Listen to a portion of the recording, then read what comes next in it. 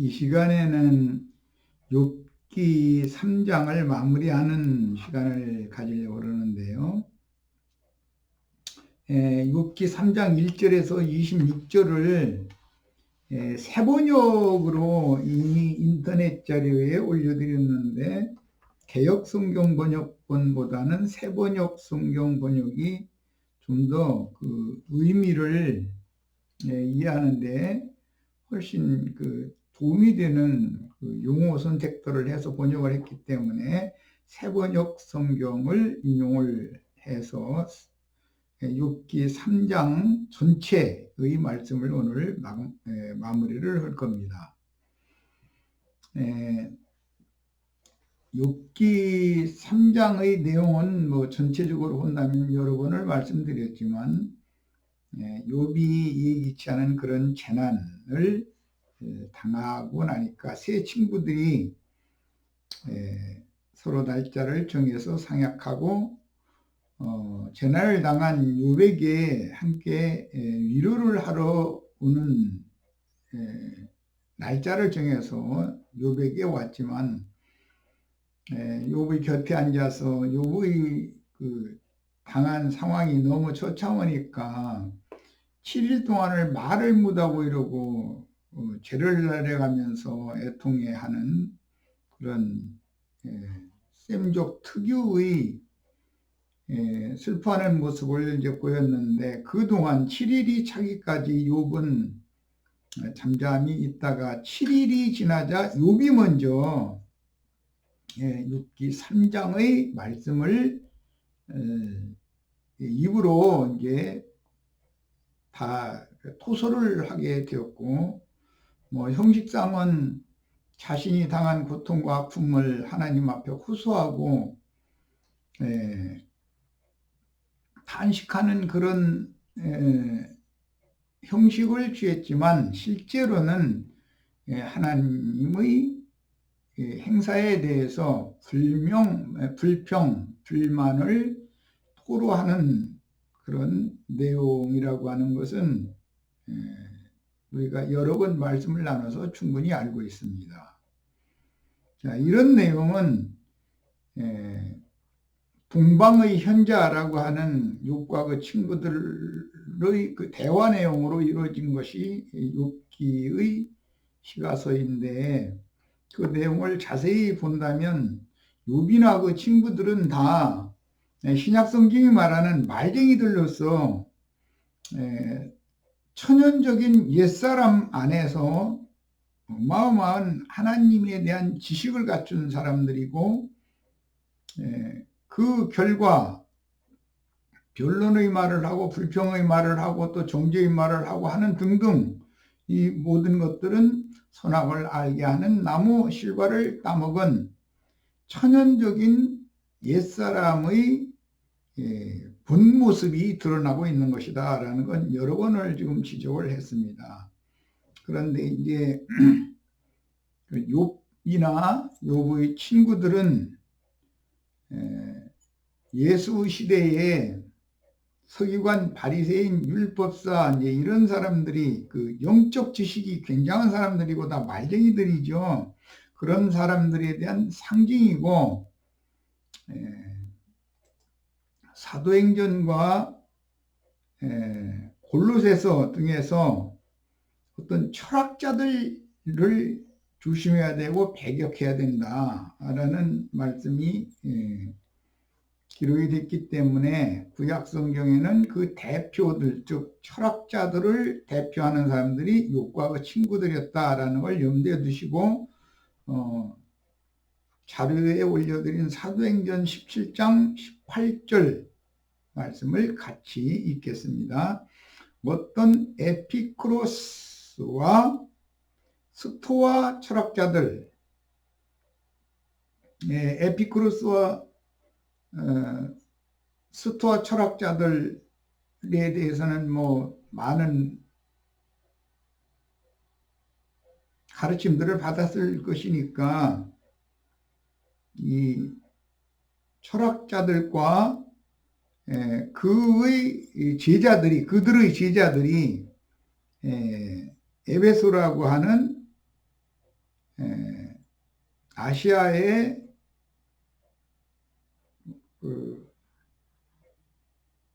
구약 성경의 아스타롯, 아세라 신의 신전, 아데미 신전이라고 그러죠. 로마에 가서는 그 비너스 여신을 섬기는 사상을 말하는 건데, 그런 신전에서 바울 사도를 만난 에피쿠로스와 스토아 철학자들이 바울과 변론을 했습니다. 어떤 사람은 이르되 이 말쟁이가 바울 사도를 일러서 말쟁이라고 이 철학자들이 표현을 했는데, 실제 말자라는 것은 이 철학자들이죠. 무슨 말을 하고자 하느냐 하고, 어떤 사람은 이르되 이방신들을 전하는 사람인가 보다 라고 하니, 이는 바울이 예수와 부활을 전하기 때문이더라 라고 기록이 되어 있습니다. 물론 욥기에도 욥 자신과 셈족의 전통적인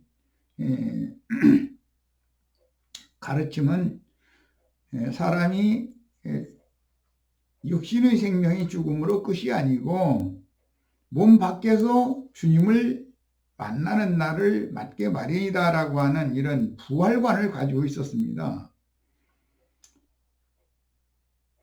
골로새서 2장 8절에 누가 철학과 헛된 속임수로 너희를 사로잡을까 주의하라. 이것은 사람의 전통과 이 철학과 헛된 속임수를 어떻게 성경이 해석하는지를 잘 이해를 하셔야 됩니다.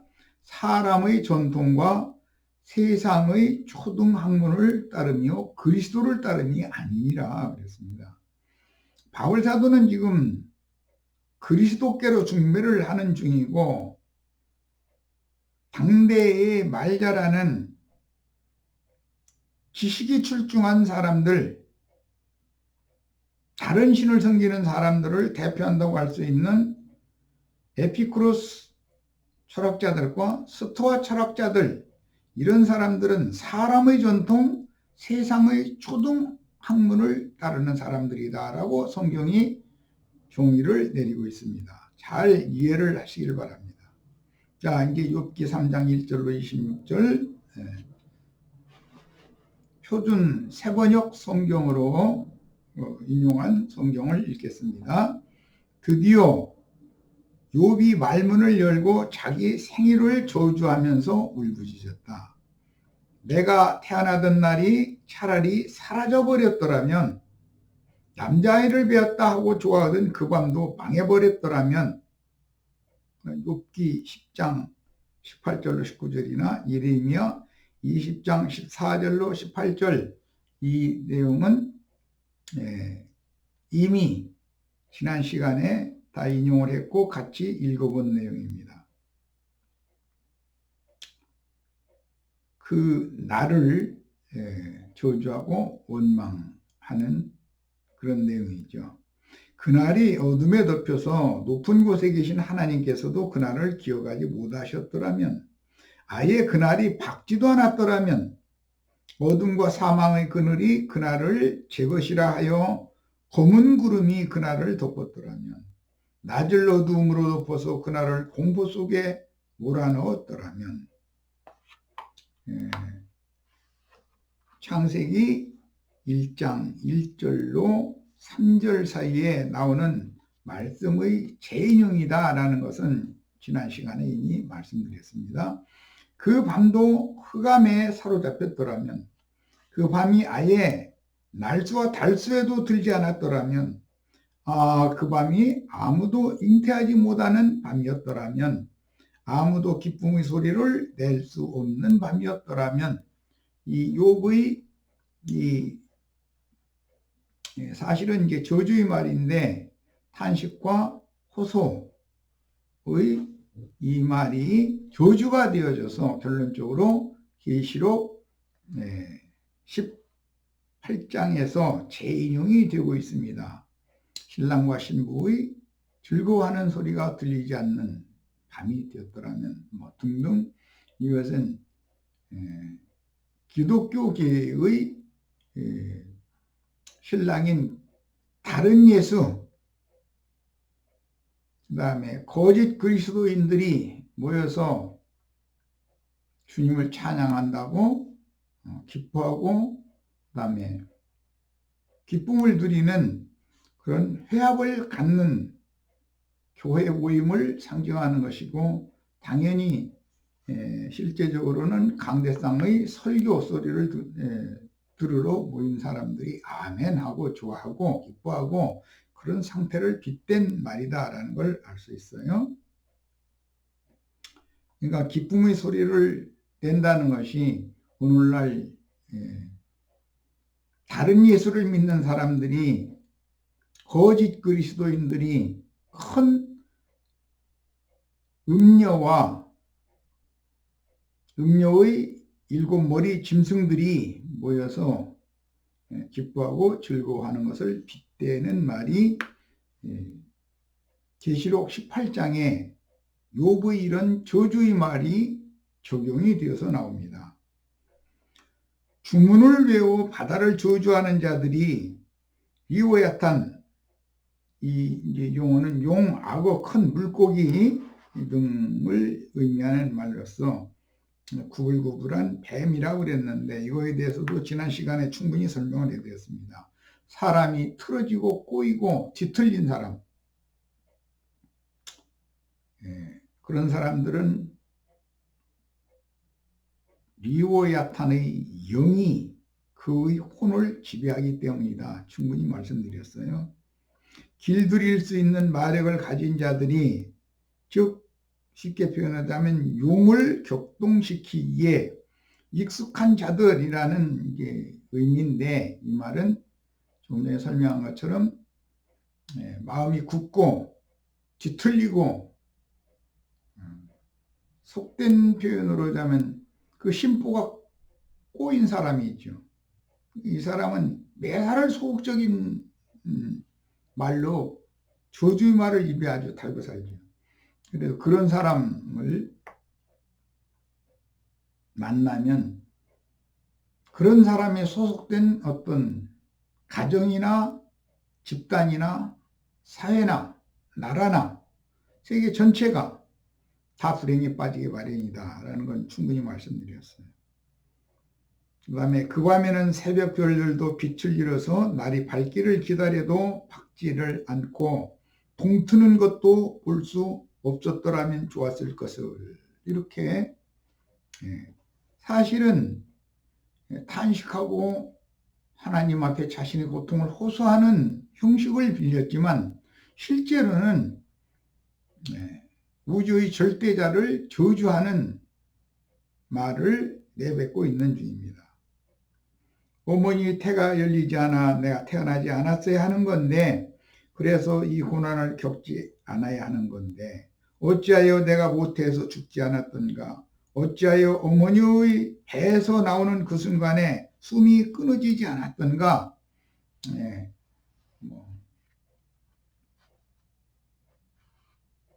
이런 욥의 너무 고상한 언어 구사를 통한 저주의 말을 통해서 오늘날 어떤 기독교인들이 진리에 대하여 오해해서 어린아이로 모태에서 죽으면, 잉태만 되고 그대로 죽어버리면, 또는 출문을 하다가 죽어버리면, 그러면은 그것이 무슨 범죄를 할 짬이 없었기 때문에, 범죄가 없기 때문에 천국의 이기는 자는 되지 못하도 천국 백성은 자연히 되는 거 아니겠는가, 이런 주장을 하는 이상한 사람들이 참 많습니다. 이것은 복음 진리에 대한 오해 때문인데, 잉태되어지면 발수가 차가지고 정상적으로 태어나고,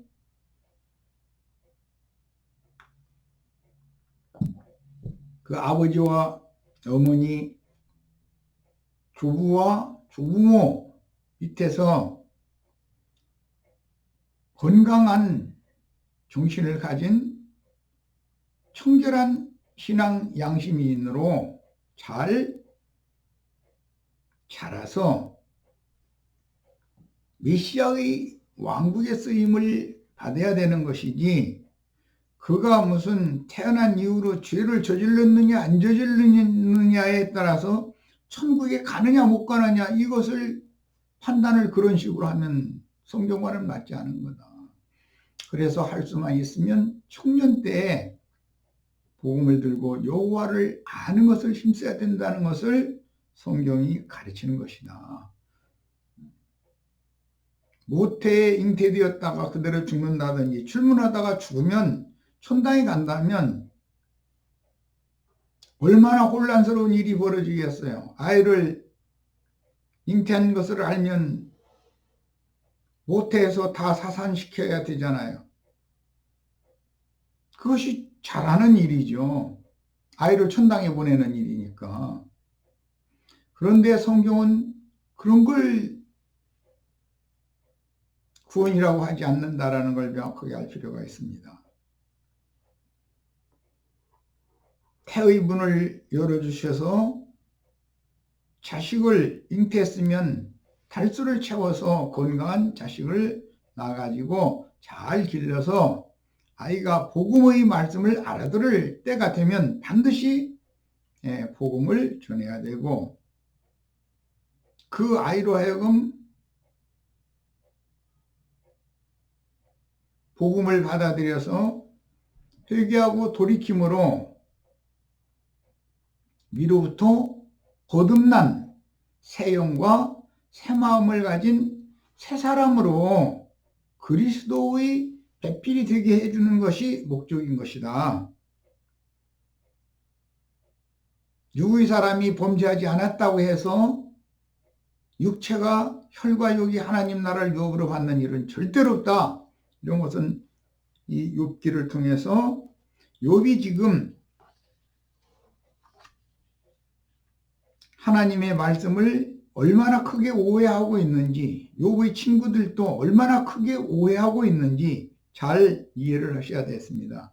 이런 문제가 밝아지지 않으면 오늘날 세상 교계가 욥기를 해석을 할 때 욥의 인내를 배워라 뭐 이런 얘기만 자꾸 내세우고, 그런데 욥이 인내라는 것은 7일 동안 기다리는 거예요. 지난 시간에 충분히 말씀드렸어요. 우리와 같은 죄인들도 오래 참고 기다려주신 하나님의 인내를 배워야 되는 것이지, 욥의 인내가 뭐 그렇게 됐습니까? 욥이 7일이 지나니까는 이런 속에 가득한 꼬인 말, 뒤틀린 말, 이런 것들을 입 밖으로 발설을 해서 조물주를 저주하는 말을 하고 있잖아요. 그러니까 욥은 지금 현재의 욥이나 욥의 친구들은 회개하고 하나님의 받으심이 된 사람들이 아니고, 하나님의 말씀을 전하는 복음의 제사장으로서의 위임을 받은 사람이 아니다. 그야말로 동방의 현자들로서 철학자들이고 종교인들이다. 이것에 대해서 명확한 이해를 해야 하겠습니다. 어찌하여 나를 무릎으로 받았으며 어찌하여 어머니가 나를 품에 안고 젖을 물렸던가. 그렇게만 하지 않았더라도 지금쯤은 내가 편히 누워서 잠들어 쉬고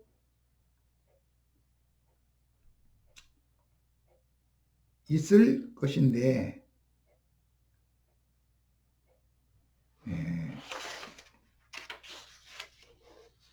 어머니가 나를 핏덩어리를 낳았을 때 무릎으로 받아서 정한수로 씻어서 강보로 싸서 젖을 물려서 오늘이 있는 나를 길러주셨기 때문이지.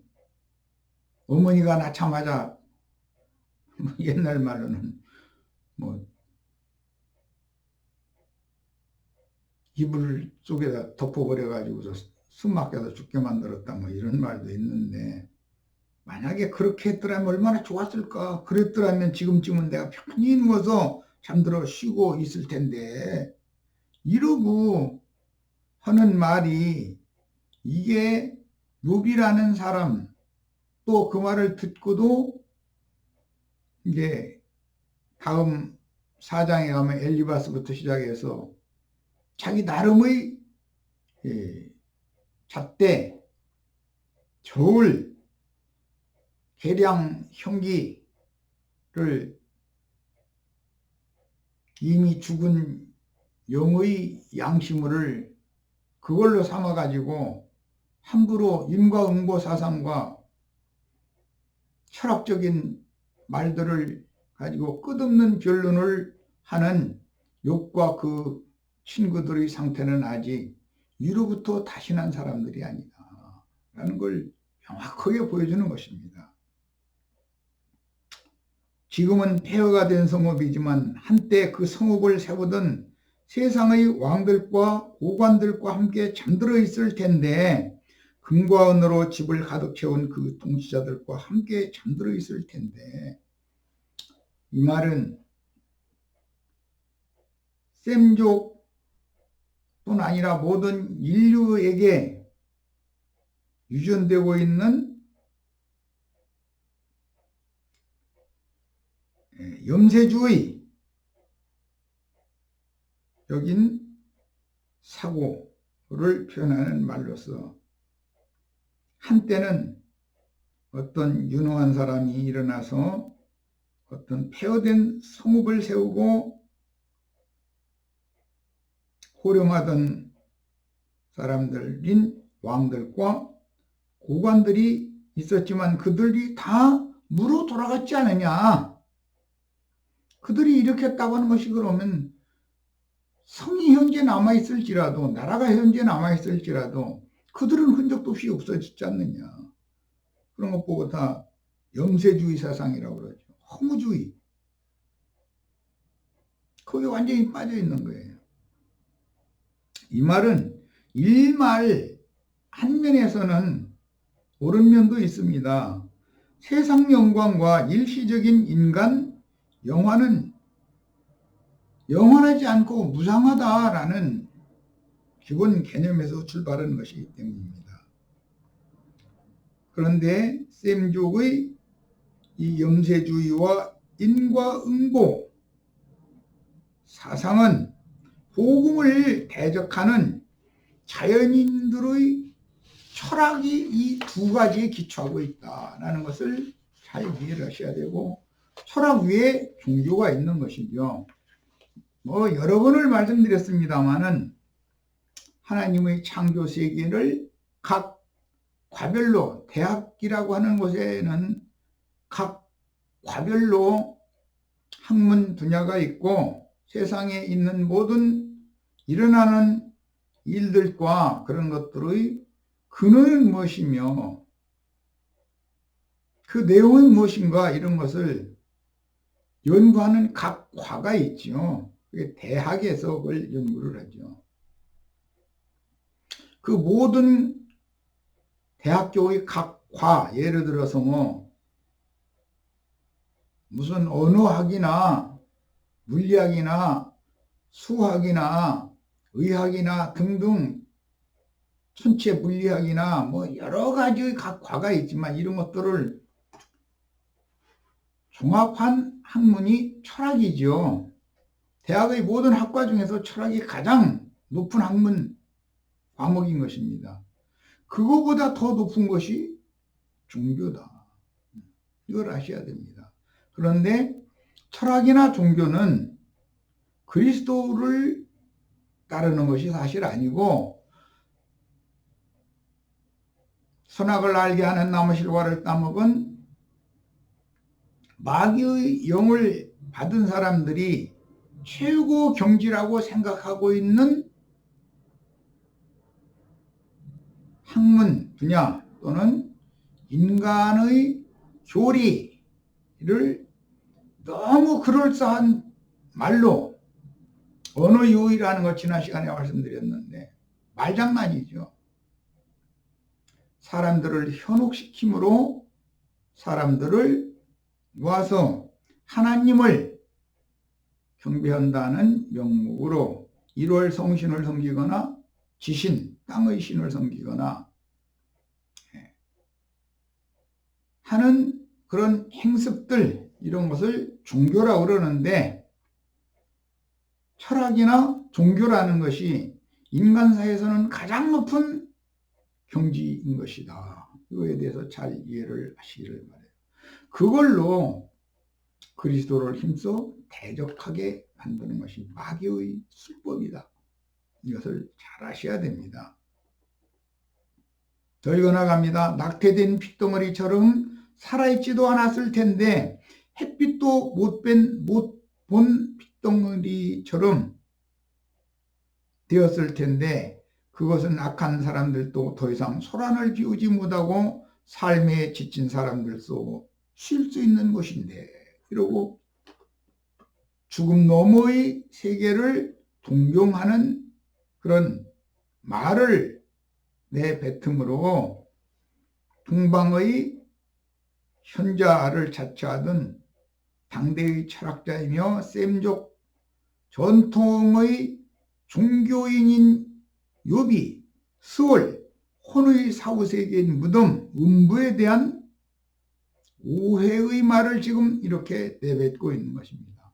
그러니까 한 단어 한 단어를 다 뜯어놓고 보면 너무나 고상하고 현란한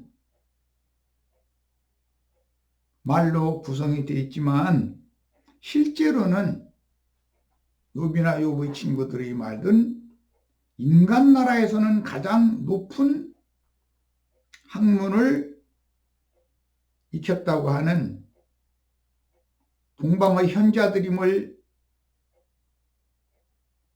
자부하고 있던 욥과 그 친구들의 철학 사상이요 종교 사상이다라는 걸 잘 아셔야 됩니다. 이것은 그리스도와 반대되는 것이다. 마귀의 영은 무슨 악한 짓을 하고 나쁜 짓을 해서 잘 살아라 그렇게 가르치지 않습니다. 이렇게 너무 우리 같은 그리스도인들이 읽어도 이게 무슨 말인지도 모를 정도로 너무 현란한 뛰어난 말재주를 가지고 있는 자들을 통해서 결국 그들의 입에서는 철학적인 말과 종교 지도자의 교훈이 나오게 마련이다. 그런데 이것이 하나님의 의와 선을 힘써 대적하는 결과라는 것을 지금 말하고자 하는 것이 욥기의 큰 주제이기 때문에, 우리 지체들은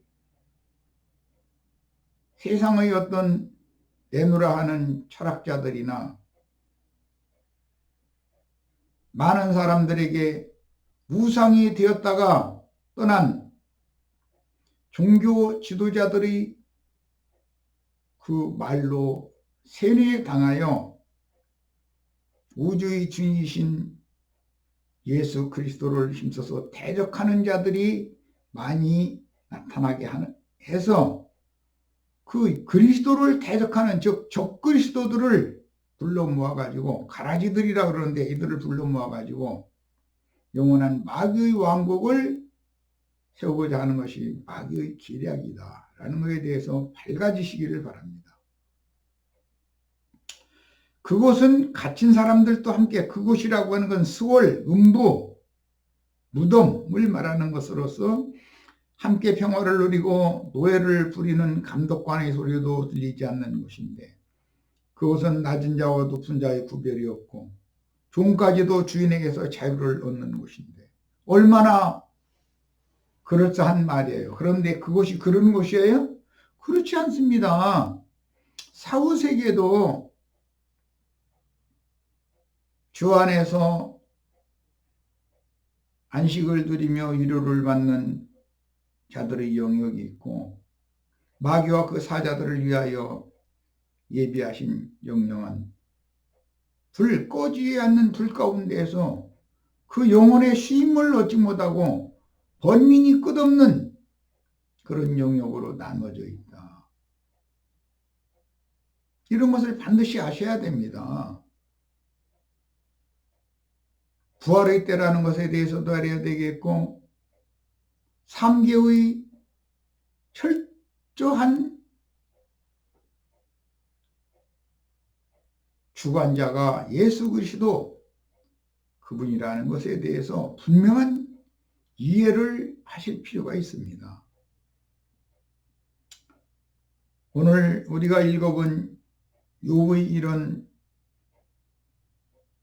불만과 불평, 이사야서를 통해서 하나님을 칭송하는 것처럼 하는 이런 거짓말 속에는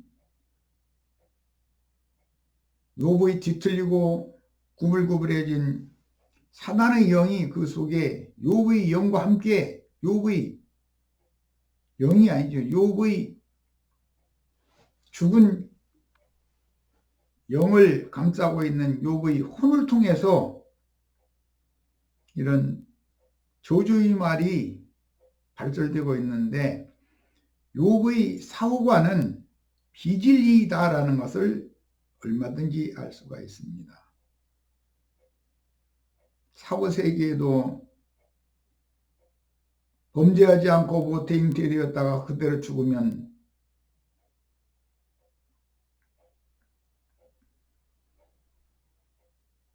낮은 자와 높은 자의 구별이 없는 세계다. 그것으로 나는 간다. 이거 말도 안 되는 소리입니다. 오래전 일이지만 수원의 김아무개라는 작자가 천국은 다 공평한 것인데 무슨 세상에서처럼 높은 자와 낮은 자가 무슨 구별이 필요하냐. 그런 너무 그럴싸한 말이죠. 그건 철학자들이 하는 말이죠. 주님은 공의로운 판단을 하셔서 천국의 아들들, 빛의 아들들이 되었을지라도 누구는 10고을, 누구는 5고을 다스리는 권세를 차별을 두어서 맡기신다고 한 사실을 명심하셔야 되겠습니다. 어떤 공평과 평화의 왕국인 한 면이 있지만, 과연 그 공평이라고 하는 기준이 인간들이 생각하는 바와 똑같은 공평이겠는가? 공산주의가 되는 것이 공평하게 나눠 갖는 것, 인간 나라에서는 그게 공평이에요. 그러나 완전한 공의와 공평과 공법이라는 것은 인간 나라에서처럼 그렇게 실현되는 것이 아니다. 각자의 공력을 쌓아진 만큼 내면이 많이 밝은 사람은 많은 영역에 영향을 끼치게 하고, 내면의 빛을 얻었을지라도 어둠이 더 많은 사람은 빛으로 다스리는 세계이기 때문에 밝아진 정도만큼밖에는 기업을 상속받지 못한다라는 것에 대해서, 이것이 성경이 말하는 공평이다라는 것에 대해서 명확하게 이해를 하시기를 바랍니다. 오늘 우리 형제 자매님들은 이런 말씀을 통해서 철학자들이나 종교인들의 미혹을 통해서 마귀가 사람들의 영혼을 마귀 나라로 데려간다고 하는 것이 분명해지고, 우리 형제 자매님들은 오직 참빛이며 생명의 빛이신 그리스도가 이런 말씀을 통해서 형제 자매님들의 내면을 밝혀주심으로 밝음 가운데로 나와서 넓은 영역을 빛으로 생명으로 다스리는 권세를 다 부여받는 축복을 다 받으시기를 바랍니다.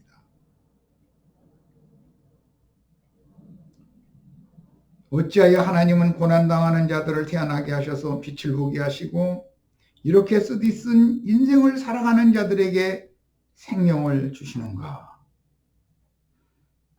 이런 사람들은 죽기를 기다려도 죽음이 찾아와 주지 않는다. 그들은 보물을 찾기보다 죽기를 더 바라다가 무덤이라도 찾으면 기뻐서 어쩔 줄 모르는데 하고 탄식하는 말을 하는 것처럼 너무나 고상한 말로 유창한 언어를 구사를 하고 있지만 이것은 선악을 알게 하는 나무 실과를 먹은 사람들에게 퍼진 독의 결과인 염세주의에 근거한 말장난입니다. 사람들이 보물을 찾기보다 죽기를 더 바라면 너무 고상해 보이죠? 그렇지 않습니다. 보물이라는 것은 생명이신 그리스도야 되는 것이고 세상의 은금이 아니고 그리스도로 충만하게 채워진 후에 이 장막을 벗어날 때 위로부터 온 저소로 빛의 저소로 온전히 덧입혀진 하나님의 신전으로 만들어져서 빛들의 세계로 나타나는 것을 추구해야 되는 것이에요. 단순히 육신이 죽는 것이 끝이라면 차라리 태어나지 않은 것만도 못하죠.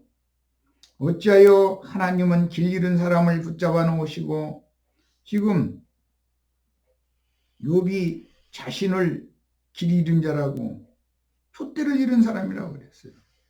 붙잡아 놓으시고 사방으로 그 길을 막으시는가. 밥을 앞에 놓고서도 나오느니 탄식이요 신음소리 그칠 날이 없도다. 욥의 지금 당한 상태를 탄식하는 말입니다. 마침내 그렇게도 두려워하던 일이 밀어닥치고 그렇게도 무서워하던 일이 다가오고야 말았다. 이거는 욥이 이런 재난을 당하기 전에 그 마음속에 항상 이런 불안 심리가 역사되고 있었다는 거예요. 그러다 보니까는 늘 노심초사했을 것이고 이미 욥기 1장에서 소개한 것처럼 욥의 10 자식들이 생일잔치라도 하고 나면은 10 자식들을 위하여 10마리 제물을 죽여서 번제를 드렸다고 그랬어요. 말하자면은 자기 자식들의 안전을 위해서 불쌍한 대속 제물들을 희생하는 것은 너무 당연하다고 믿었던 것이죠. 이런 사상이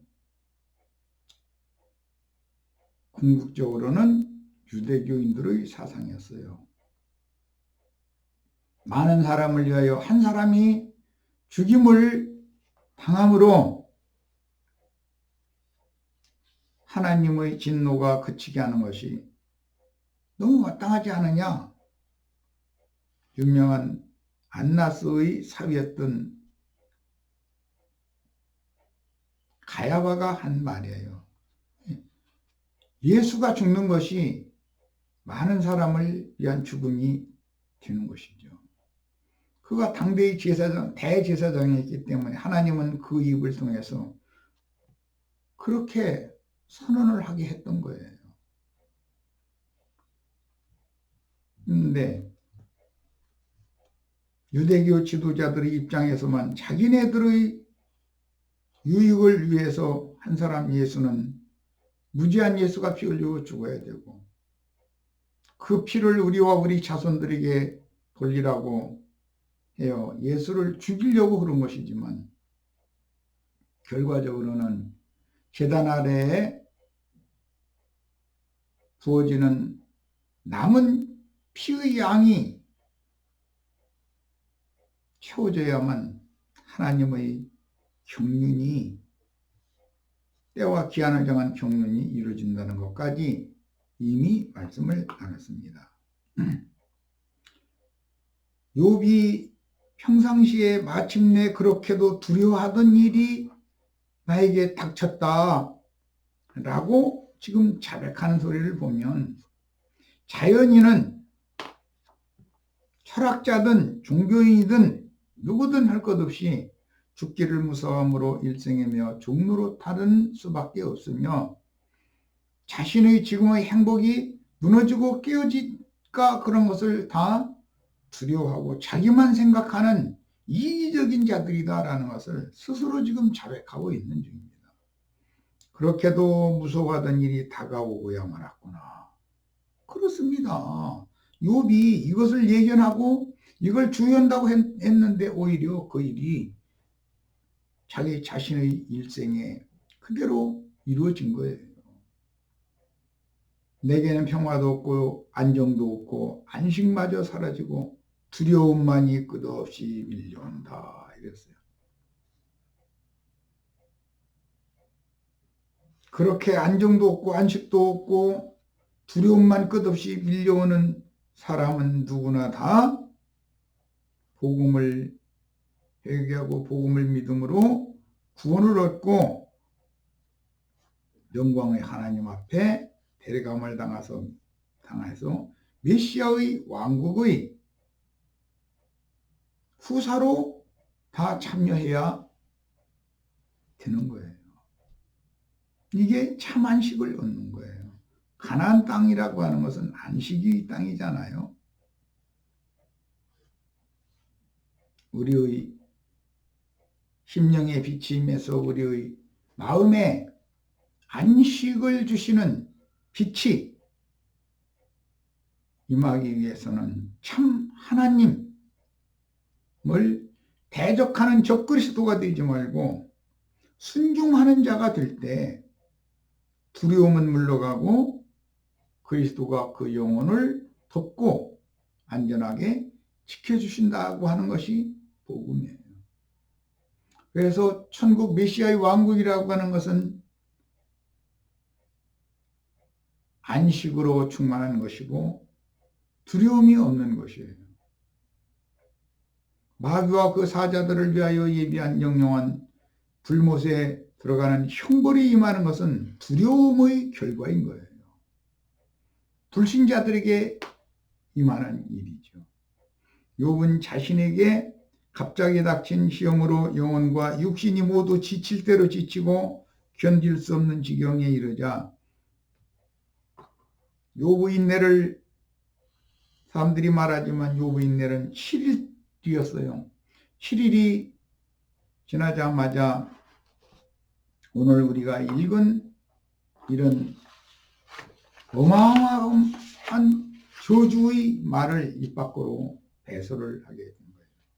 드디어 욥이 말문을 열고 자기 생일을 저주하면서 울부짖었다. 3장 1절 시작이 이렇게 시작이 됐습니다. 그 드디어라는 것이 7일이에요. 7일이 지나니까 사람의 인내의 한계는 거기다. 우리는 그리스도 나와 같은 죄인도 참고 또 참고 오래 참아주셨다가 결국은 복음을 들려주시고 눈물을 흘리면서 회개하게 해주신 그리스도 인내를 배워야지 욥의 인내를 칭찬하면 안 되는 겁니다. 욥은 인내가 많은 사람으로 알고 있지만 욥은 그 인내는 7일로 끝이다. 첫 시간 여기까지 해서 마치겠습니다.